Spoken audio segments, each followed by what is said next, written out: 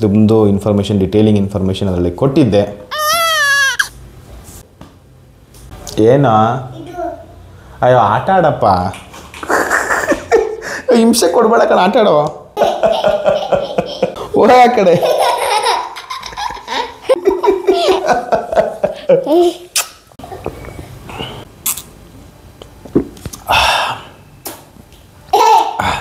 So ಈ 2 box ಖಾಲಿ ಆದಮೇಲೆ ಲಿಫ್ಟ್ ಆಫ್ತು ವೀಡಿಯೋ ಈಗ ಮಾಡ್ತಾಯಿದ್ದೀನಿ. ಸೊ ಆಲ್ರೆಡಿ ಇದ್ರ ಬಗ್ಗೆ 2 ವೀಡಿಯೋಸ್ ಇದೆ. ಅದರಲ್ಲಿ ಒಂದು ವೀಡಿಯೋಸಲ್ಲಿ ಇಂಗ್ರೀಡಿಯೆಂಟ್ಸ್, ಬೆನಿಫಿಟ್ಸ್, ಯೂಸೇಜ್, ಹೇಗೆ ತಯಾರು ಮಾಡೋದು ಪ್ರತಿಯೊಂದು ಕೂಡ ಅದರಲ್ಲಿ ಹೇಳಿದ್ದೀನಿ. ಯಾರೂ ಆ ವೀಡಿಯೋನ ನೋಡಿಲ್ಲ ದಯವಿಟ್ಟು ಲೈಬ್ರರಿಯಲ್ಲಿ ಸರ್ಚ್ ಮಾಡಿ ಸಿಗುತ್ತೆ. ಆ್ಯಂಡ್ ನಿಮ್ಗೆ ಏನಾದರೂ ಆ ವೀಡಿಯೋ ಬೇಕಿದ್ದರೆ ಕಮೆಂಟ್ ಮಾಡಿ, ನಾನು ನಿಮಗೆ ಸಪ್ರೇಟಾಗಿ ಲಿಂಕ್ನ ಶೇರ್ ಮಾಡ್ತೀನಿ ಅಥವಾ ಟ್ಯಾಗಲ್ಲಿ ಕೂಡ ಹಾಕಿರ್ತೀನಿ, ದಯವಿಟ್ಟು ನೋಡಿ. ಸೊ ಇವತ್ತು ನನ್ನ ಇಷ್ಟು ದಿವಸದ್ದು ಎವ್ರಿ ಡೇ ಇದು 1 ಪ್ಯಾಕೆಟ್ ಸಮ್ಟೈಮ್ಸ್ 2 ಪ್ಯಾಕೆಟ್ಸ್ನ ಯೂಸ್ ಮಾಡಿ ಆಲ್ಮೋಸ್ಟ್ 2ನೇ ಬಾಕ್ಸ್ದು ಲಾಸ್ಟ್ ಸ್ಯಾಶೆಟ್ ಅನ್ಸುತ್ತೆ ಇದು ಕುಡಿತಾ ವೀಡಿಯೋ ಮಾಡಬೇಕಂತ ಅನ್ನಿಸ್ತು. ಸೊ ಅದಕ್ಕೆ ಸಂಬಂಧಪಟ್ಟಂಗೆ ಮಾತ್ರನೇ ವೀಡಿಯೋ ಮಾಡ್ತೀನಿ. ಮತ್ತು ಹರ್ಬಲೈಫ್ ನ್ಯೂಟ್ರಿಷನ್ ಪ್ರಾಡಕ್ಟ್ಸ್ಗಳು ಯಾವುದೇ ಕಾಯಿಲೆಗಳನ್ನ ಗುಣಪಡಿಸೋದಕ್ಕೆ ಅಂತ ಕಂಡುಹಿಡಿದಿರೋದಲ್ಲ. ಇದು ಯಾವುದೇ ರೀತಿ ಆನ್ಲೈನ್ ಪ್ಲಾಟ್ಫಾರ್ಮ್ ಅಥವಾ ಯಾವುದೇ ಲೋಕಲ್ ಸ್ಟೋರ್ಗಳು, ಜನರಲ್ ಸ್ಟೋರ್ಗಳಲ್ಲಿ ಸಿಗುವುದಿಲ್ಲ. ಇದು ಅಫಿಷಿಯಲ್ ಆಥರೈಸ್ ಪ್ರೊಫೆಷ್ನಲ್ ಕೋಚ್ ಹತ್ರ ಮಾತ್ರನೇ ಸಿಗೋದು. ದಯವಿಟ್ಟು ಅವ್ರ ಹತ್ರ ಸಂಪರ್ಕಿಸಿ. ಇನ್ ಕೇಸ್ ನೀವೇನಾದರೂ ಹೊಸಬ್ರು ಇದ್ರ ಬಗ್ಗೆ ತಿಳ್ಕೋಬೇಕು, ಇನ್ನೂ ಸ್ಟಾರ್ಟ್ ಮಾಡಬೇಕು, ಇದೇ ಅಂತಲ್ಲ ವೆಯ್ಟ್ ಮ್ಯಾನೇಜ್ಮೆಂಟ್ ಆಗಿರುತ್ತೆ, ಬೇರೆ ಯಾವುದೇ ಪ್ರೋಗ್ರಾಮ್ ಸ್ಟಾರ್ಟ್ ಮಾಡಬೇಕು ಅಂದರೆ ಸೊ ದಯವಿಟ್ಟು ಕಾಂಟ್ಯಾಕ್ಟ್ ಮಾಡಿ, ನಾನು ನಿಮಗೆ ಹೆಲ್ಪ್ ಮಾಡ್ತೀನಿ. ಸೊ ಈಗ ಲಿಫ್ಟ್ ಆಫ್ ವಿಷಯಕ್ಕೆ ಬರೋದಾದರೆ, ಸೊ ನಾನು ಇದನ್ನ 2 ಥರ ತೊಗೊಳಕ್ಕೆ ಶುರು ಮಾಡ್ತೀನಿ. ಒಂದು ಪ್ಲೈನಾಗಿ ತೊಗೊಳ್ತೀನಿ ಸಮ್ಟೈಮ್ಸ್. ಇದು ಸಂಜೆ ಹೊತ್ತು 4 ಗಂಟೆ 5 ಗಂಟೆಯಲ್ಲಿ ಕೂತ್ಕೊಂಡು ನಾನು ಇದನ್ನು ಒಂದು 350 ml ವಾಟ್ರಿಗೆ ಅರ್ಧ ಸೆಷೆಟ್ ಹಾಕೊಂಡು ಫಸ್ಟ್ ಖಾಲಿ ಮಾಡ್ತೀನಿ. ಇನ್ನು ಸ್ವಲ್ಪ ಹೊತ್ತು ಆದಮೇಲೆ ಇನ್ನರ್ಧ ಸೆಷೆಟ್ನ ಇನ್ನೊಂದು 350 ml ನಾರ್ಮಲ್ ಅಥವಾ ಕೋಲ್ಡ್ ವಾಟರ್ ಹಾಕೊಂಡು ಖಾಲಿ ಮಾಡ್ತೀನಿ. ನಾನು ಬಿಸಿನೀರಲ್ಲಿ ಇದನ್ನು ತೊಗೊಂಡಿದ್ರೆ ನನ್ನ ಸ್ಟೂಡೆಂಟ್ ಮನೆಗೆ ಹೋದಾಗ ಅಲ್ಲಿ ತೊಗೊಂಡಿದ್ದೀನಿ ಅಷ್ಟೇ. ಬಟ್ ನಾನು ಪರ್ಸ್ನಲಿ ಇದನ್ನ ಬಿಸಿನೀರಲ್ಲಿ ತೊಗೊಳ್ಳಲ್ಲ, ನಾರ್ಮಲ್ ಅಥವಾ ಕೋಲ್ಡ್ ವಾಟ್ರಲ್ಲಿ ತೊಗೊಳ್ತಿದ್ದೆ. ಸೊ ಆಗ ಏನು ಬೆನಿಫಿಟ್ಸು ನನಗಂತ ಅನಿಸಿದ್ದು, ನನ್ನ ವಾಟರ್ ಇಂಟೇಕ್ ನನ್ನ ಬಾಡಿ ತುಂಬ ಚೆನ್ನಾಗಿ ಅಬ್ಸರ್ವ್ ಮಾಡ್ತಿದೆ ಅಂತ ಫೀಲ್ ಆಗುತ್ತೆ ಫಸ್ಟ್ ಥಿಂಗ್.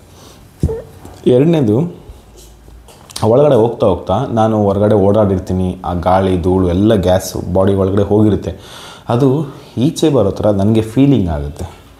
3ನೇದು, ನನ್ನ ನೆಕ್ಸ್ಟ್ ಕೆಲಸ 5 ಗಂಟೆ 6 ಗಂಟೆ ನೆಕ್ಸ್ಟ್ ಏನೇನು ಕೆಲಸ ಮಾಡ್ತೀನೋ ಅದೆಲ್ಲ ಸ್ವಲ್ಪ ಎನರ್ಜೆಟಿಕ್ಕಾಗಿ ಎಂಥೂಸಿಯಸ್ಟಿಕ್ ಆಗಿ ಮಾಡೋದಕ್ಕೆ ಹೆಲ್ಪ್ ಆಗುತ್ತೆ. ನಾನೀಗ ಊಟ ಮಾಡಿ ಆ್ಯಕ್ಚುಲಿ ಕೂತಿರೋದು ಈಗ ಒಂದು ಸ್ವಲ್ಪ ಹೊತ್ತಾಯಿತು ನೋಡಿ. ಇವಾಗ ಕುಡಿಯೋಕ್ಕೆ ಸ್ಟಾರ್ಟ್ ಮಾಡಿದ್ದೀನಿ. ಈಗ 1 ಲೀಟ್ರ್ ಹಾಕ್ಕೊಂಡಿದ್ದೀನಿ. ಯಾಕಂದರೆ 1.5 ಸೆಷೆಟ್ 1 ಲೀಟ್ರ್ ಹಾಕ್ಕೊಂಡಿದ್ದೀನಿ ನೋಡಿ. ಇವಾಗ ಒಂದು 2 ಸಿಪ್ ಕುಡಿತಾ ಟೀಗೆ ಬರೋ ಥರ ಫೀಲ್ ಆಗ್ತಿದೆ.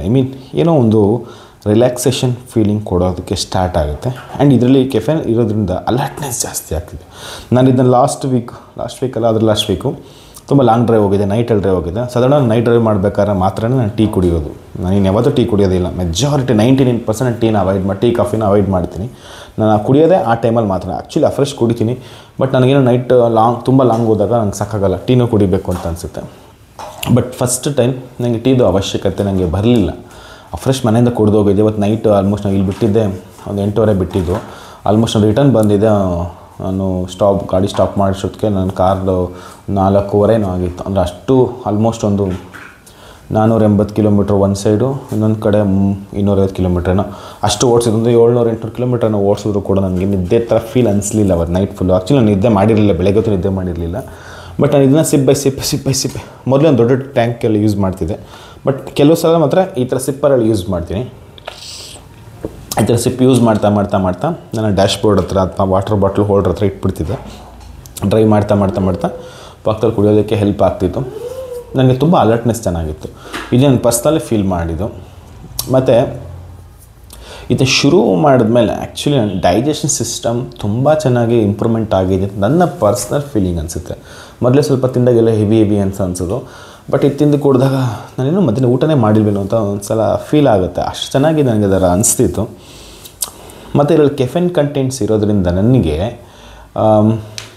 ಮಧ್ಯಾಹ್ನ ಹೊತ್ತು ಸಂಜೆ ಹೊತ್ತು ಏನೋ ಒಂಥರ ರಿಲ್ಯಾಕ್ಸ್ ಮಾಡಬೇಕು, ಮಲ್ಕೊಳ್ಳೋ ಗುಂಗಿಗೆ ಹೋಗಬೇಕು ಅಂತ ಅನಿಸಲ್ಲ. ಸೊ ಅದು ನನಗೆ ಇದರಲ್ಲಿ ನಾನು ನೋಟಿಸ್ ಮಾಡಿದ್ರ ಪ್ರಕಾರ ಹೇಳಿದ್ದು. ಅದೇ ಇದರ ಜೊತೆ ಆ್ಯಕ್ಚುಲಿ ನೀರು ಕೂಡ ಹೋಗೋದ್ರಿಂದ ನನ್ನ ಬಾಡಿ ಕೂಡ ಹೈಡ್ರೇಷನಲ್ಲಿರುತ್ತೆ.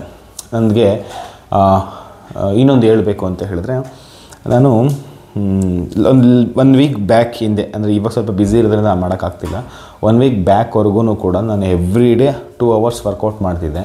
ಒನ್ ಡೇ ವಾ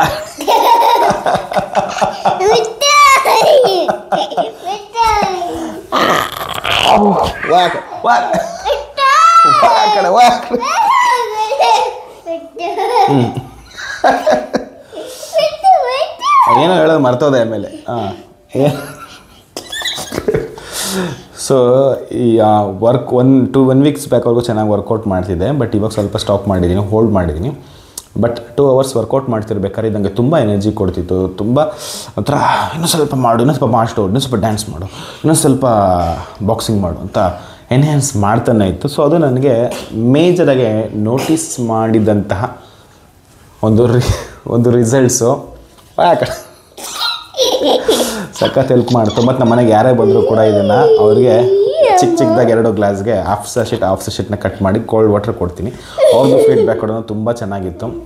ಹಾಗಾಗಿ ಇದನ್ನು ಯಾರೇ ಸ್ಟಾರ್ಟ್ ಮಾಡಬೇಕು ಅಂತಿದ್ರು, ಸೊ ದಯವಿಟ್ಟು ಕಾಂಟ್ಯಾಕ್ಟ್ ಮಾಡಿ, ಖಂಡಿತ ನಿಮ್ಗೆ ಹೆಲ್ಪ್ ಮಾಡ್ತೀನಿ. ಸ್ಟಾರ್ಟ್ ಮಾಡಿ. ಒಂದು ಅಮೇಝಿಂಗ್ ಪ್ರಾಡಕ್ಟ್ಸ್, ಸಖತ್ತು ಫ್ಲೇವರ್, ವಾಟರ್ ಮೆಲನ್ ಫ್ಲೇವರಲ್ಲಿ ಸಿಗುತ್ತೆ. ಆ್ಯಕ್ಚುಲಿ ತುಂಬ ಚೆನ್ನಾಗಿರುತ್ತೆ. ನೀವು ಇವಾಗ ಸಮ್ಮರ್ ಇನ್ನೂ ತುಂಬ ಡಿಲೇ ಇದೆ, ಬಟ್ ನೀವು ಕೋಲ್ಡ್